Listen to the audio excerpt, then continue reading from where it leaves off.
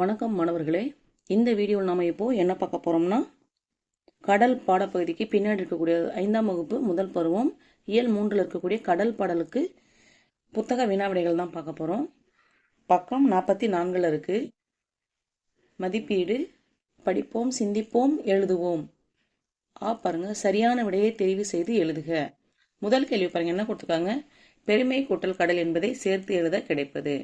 பெருமை கூட்டல் கடல் என்பதை சேர்த்து எழுத கிடைப்பது. சேர்த்து எழுதுனா நம்மளுக்கு என்ன கிடைக்கும்? பெருமை கடல் கிடைக்குமா, இல்லை பெருங்கடல் கிடைக்குமா, பெரிய கடல் கிடைக்குமா, இல்லை பெருமை கடல் கிடைக்குமா? என்ன கிடைக்கும் கொஞ்சம் சொல்லுங்க பார்ப்போம். என்ன கிடைக்கும்? மை விகுதி மறைஞ்சு அங்கே என்ன செய்கிறோம்? இந்த மெய்யெழுத்து தோன்றும். இங்குன்ற மெய்யெழுத்து தோன்றும். என்ன வரும்? பெருங்கடல். என்ன வரும்? பெருங்கடல். பெருமை கூட்டல் கடல் என்பதை சேர்த்து எழுத கிடைப்பது பெருங்கடல். கருங்கடலை என்ற சொல்லை பிரித்து எழுத கிடைப்பது. இப்போ நம்மளுக்கு பாருங்க, இங்க பெருங்கடல்னா பெருமை கூட்டல் கடல். இப்ப கருங்கடலேன்னு வந்திருக்கு. அப்போ இந்த இடத்துல நம்மளுக்கு என்ன வரும்? கரெக்ட். என்ன வரும்? கருமை கூட்டல் கடல்னு வரும். என்ன வரும்? கருமை கூட்டல் கடலே. அதுதான் வந்து கருங்கடலே. என்ன வரும்? கருமை கூட்டல் கடலே. அதுதான் வரும். அடுத்து பாருங்க, திரை என்ற சொல்லின் பொருள். திரை என்ற சொல்லின் பொருள். திரைனா என்னது? மலை வருமா, அலை வருமா, வளை வருமா, இல்லை சிலை வருமா? என்ன வரும் சொல்லுங்க? திரைனா அலை. திரைகள்னா என்னதை குறிக்குது? கடலினுடைய அலைகளை குறிக்கும். மழை நீரை சேமித்து வைக்கும் பெரிய கலனாக இருப்பது என்னது? வானம் வானத்துல தான் மழையே பெய்யுது. பூமி, கடல், நெருப்பு. அப்போ பெரிய கலனாக இருப்பது என்னது? கடல். மழை தண்ணியெல்லாம் எங்க போய் சேரும்? கடலுக்கு போறோம். கடல்ல இருந்து ஆவியாகி மறுபடியும் நமக்கு என்ன ஆகும்? மழையா பொழியும். அடுத்து பாருங்க, இரண்டாம் எழுத்து ஒன்று போல். இரண்டாம் எழுத்து ஒன்று போல் வரும் சொற்களை பாடலில் எடுத்து எழுதுக. இரண்டாம் எழுத்து ஒன்று போல் இருக்கும் சொற்களை பாடலிருந்து எடுத்து எழுத சொல்றாங்க. எடுத்துக்காட்டு கொடுத்துருக்காங்க பாருங்க. எல்லை அள்ளும். பாருங்க, இரண்டாம் எழுத்துன்னா இல்லு தான் இரண்டாம் எழுத்து. இங்க இல்லு, இதான் இரண்டாம் எழுத்து. பாடல்ல இருந்து பாருங்க, திரைகளோ, ரைன் முடியுது. நிறைத்தாமோ, திரைகளோ நிறைத்தாமோ. அடுத்து பாருங்க, இங்க என்ன இருக்குன்னு, என்ன இருக்கு? மலையை, மலையை விலைக்கொள். இந்த லையும் லையும் தான் என்னது? இரண்டாம் எழுத்து. மலையை விலைக்கொள். இங்க பாருங்க, பொங்கு எங்கும். இங்க பாருங்க, இங்கு வந்திருக்கா? அதே மாதிரி இங்க ஒரு இங்கு இருக்கு பாருங்க. பொங்கு எங்கும் இரண்டாம் எழுத்து ஒரே மாதிரி இருக்குதுங்களா? அடுத்து பாருங்க, அலை கடலே இலையோ. அலை கடலே இலையோ. இங்க லைன் வந்திருக்கு, இங்கேயும் லைன் வந்திருக்கு. இரண்டாம் எழுத்து ஒரே மாதிரி இருக்குது. அப்ப இரண்டாம் எழுத்து ஒன்று போல ஒரு சொற்கள் என்னென்னது? திரைகளோ நிறைத்தாமோ, மலையை விலைக்கொள், பொங்கு எங்கும், அலைக்கடலே இலையோ. அடுத்து ஈல என்ன கொடுத்துருக்காங்கன்னா, முதல் எழுத்து ஒன்று போல் வரும் சொற்களை பாடலிருந்து எடுத்து எழுதுக. முதல் எழுத்து ஒரே மாதிரி இருக்க சொற்களை வந்து நம்ம என்ன பண்ணணும்? எடுத்து எழுதணும். அப்போ இங்க அள்ளும் அழுப்பும் ஆன்னு சொல்லிட்டு நம்மளுக்கு ஒரு உதாரணம் கொடுத்துருக்காங்க.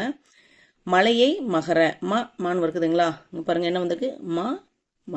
மலையை மகர. அடுத்து இரண்டாவது பாருங்க, விலைக்கொள் விளையாட. வீண் வந்திருக்குங்களா? என்ன வந்திருக்கு? முதல் எழுத்து பாருங்க வீண் இருக்கு, இங்கேயும் முதல் எழுத்து பாருங்க வீண் இருக்கு. அப்போ இது வந்து மோனை சொற்கள். அடுத்து பாருங்க, அள்ளும் அலைக்கடலே. ஆன் இருக்கு. அள்ளும் அலைக்கடலே. அப்போ இது வந்து முதல் எழுத்து ஒரே மாதிரி வந்திருக்கு. அடுத்து பாருங்க, மகிமையெல்லாம் மதித்து. மான் வந்திருக்கா? மகிமையெல்லாம் மதித்து. அப்போ இதெல்லாம் தான் மோனை சொற்கள். அடுத்து பாருங்க, வினாக்களுக்கு விடையளிக்க. கடல் நமக்கு அளிக்கும் வளங்கள் யாவை? கடல் நமக்கு என்னென்ன வளங்களை தருகிறது சொல்லுங்க. கடல் நமக்கு என்னென்ன வளங்கள் தருகிறது? கடல்ல என்னென்ன வளங்கள் இருக்குதுன்னா என்னென்ன இருக்கு? இங்க பாருங்க, பக்கம் 43 இருக்குது பாருங்க. எண்ணில்லாத எண்ணில்லாத மீன் வளங்களையும் எண்ணில்லாத மீன் வளங்களையும் விலை மதிப்பு மிக்க முத்துக்களையும் கொண்டுள்ளன. என்னென்ன இருக்கு? மீன் வளங்களையும், எண்ணில்லாத மீன் வளங்களையும் விலை மதிப்பு மிக்க முத்துக்களையும் கொண்டுள்ளன அப்படின்னு சொல்லிட்டு இந்த இடத்துல குறிச்சிங்க. இதுதான் வந்து முதல் கேள்விக்கு பதில். இரண்டாவது கேள்வி பாருங்க, உனக்கு அலுப்பு இல்லையோ என்று கடலை பார்த்து கேட்பது ஏன்? உனக்கு அலுப்பு இல்லையோ என்று கடலை பார்த்து கேட்பது ஏன்? ஏன் ஆசிரியர் கடலை பார்த்து அலுப்பு இல்லையோ அப்படின்னு சொல்லி கேட்குறாங்க? அலுப்புன்னா என்னது? உனக்கு ஒரு களைப்பு, ஒரு அது எதுவுமே இல்லையா அப்படின்னு சொல்லி கேட்குறேன். ஏன்னா இரவும் பகலும், நீ இரவும் பகலும் உறங்காது எப்போதும் மலைகளை வீசி ஒழித்து கொண்டே இருக்கிறாய். உனக்கு ஓய்வு என்பதே இல்லை. சரிங்களா? என்னது? ஓய்வு என்பதே இல்லை, அதனால் உனக்கு அலுப்பு இல்லையா அப்படி மாதிரி கேட்குறாங்க. இதுதான் இரண்டாவது கேள்விக்கு பதில். பக்கம் 43 இருக்கு. நீ இரவும் பகலும் உறங்காது எப்போதும் அலைகளை வீசி ஒலித்து கொண்டே இருக்கிறாய், உனக்கு ஓய்வு என்பதே இல்லை. இதுதான் இரண்டாவது கேள்விக்கு பதில். அடுத்து பாருங்க, சிந்தனை வினா கொடுத்துருக்காங்க. சிந்தனை வினா என்ன கொடுத்துருக்காங்க? எல்லையறியாய் பெருங்கடலை என்று கூற காரணம் என்ன? வகுப்பறையில் கலந்துரையாடுக. இது ஒரு கலந்துரையாடல் தான். வகுப்பறையில் கலந்துரையாடணும்.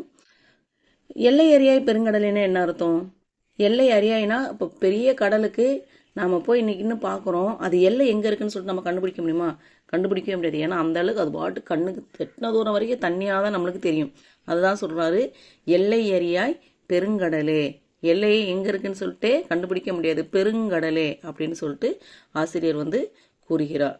உங்களுக்கு வேறு ஏதாவது கருத்து தெரிஞ்சுன்னா நீங்கள் தாராளமாக இந்த கருத்தை நீங்கள் தெரிவிக்கலாம். இந்த வீடியோ அவ்வளோதான் முடிந்தது. இந்த வீடியோ உங்களுக்கு பிடிச்சிருந்துச்சுன்னா லைக் பண்ணுங்கள், கமெண்ட் பண்ணுங்கள். நீங்கள் பண்ணுற ஒவ்வொரு லைக்கு கமெண்ட்ஸும் எங்களுக்கு அடுத்த வீடியோ போடுறதுக்கு ஊக்கமாக இருக்கும். இது வரைக்கும் நம்ம சேனலை சப்ஸ்கிரைப் பண்ணுங்கள். நண்பர்களும் பார்க்கணும், வீடியோவை ஷேர் பண்ணுங்கள். நன்றி, வணக்கம்.